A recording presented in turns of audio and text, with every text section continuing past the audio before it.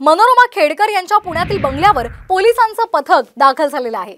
खेडकर यांच्यावर शेतकऱ्यांना धमकावल्या प्रकरणी पौड पोलीस ठाण्यामध्ये गुन्हा दाखल झालेला आहे।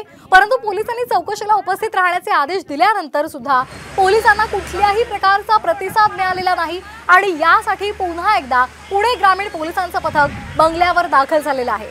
आताची महत्त्वाची बातमी आपण पाहतोय। मनोरमा खेडकर यांच्या पुण्यातील बंगल्यावर पोलिसांचं पथक दाखल झालेलं आहे।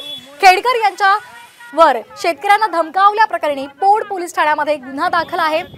दरम्यान पोलिसांना या संदर्भात कुठल्याही प्रकारचं त्यांनी प्रतिसाद दिलेला नाहीये, आपलं म्हणणं सांगितलेलं नाहीये आणि त्यामुळे पुन्हा एकदा पुणे ग्रामीण पोलिसांचं पथक बंगल्यावर दाखल झालंय। आणखी एक महत्त्वाची बातमी, प्रोबेशनरी IAS अधिकारी पूजा खेडकर यांचा आणखी एक कारनामा समोर आलाय। पूजा खेडकर यांनी UPSCचे प्रयत्न संपल्यानंतर नावात बदल करून परीक्षा दिल्याची माहिती समोर आली आहे। पूजा खेडकर यांनी एकूण 11 वेळा UPSCची परीक्षा दिली।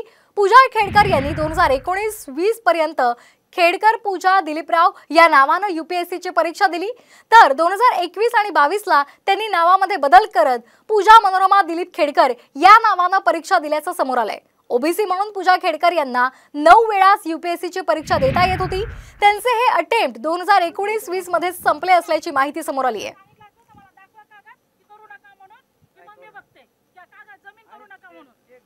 आताची महत्त्वाची बातमी, प्रोबेशनरी IAS अधिकारी पूजा खेडकर यांचा आणखी एक कारनामा समोर आलेला आहे।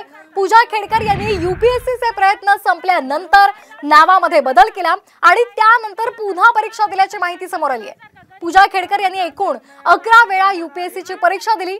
पूजा खेडकर यांनी 2019-20 पर्यंत खेडकर पूजा दिलीपराव या नावाने UPSCची परीक्षा दिली, तर 2021 आणि 22ला त्यांनी नावात बदल केला आणि पूजा मनोरमा दिलीप खेडकर या नावाने परीक्षा दिल्याचं समोर आलंय। OBC म्हणून पूजा खेडकर यांना 9 वेळा UPSCची परीक्षा देत होती। त्यांचे हे अटेम्प्ट 2019-20 मध्ये संपल्याची माहिती समोर आली आहे। त्यामुळे आता या संदर्भात त्यांच्यावर काय नेमकी कारवाई होते हे पाहणं महत्त्वाचं ठरणार आहे। दरम्यान हा एक कारनामा उघड झाल्यानंतर त्यांच्या अडचणीमध्ये आणखी वाढ झालेली आहे। त्यामुळे आता या संदर्भात नेमकी काय कारवाई केली जाते हे पाहणं महत्त्वाचं ठरणार आहे।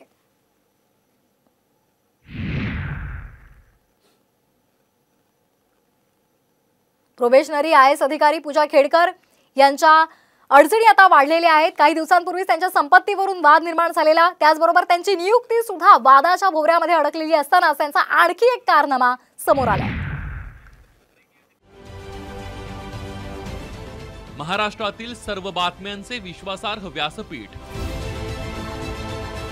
सकाळच्या सर्व सोशल मीडिया प्लॅटफॉर्मला लाईक, फॉलो आणि सबस्क्राईब करा। तसंच सर्व नोटिफिकेशनसाठी बेल आयकॉन प्रेस करायला विसरू नका।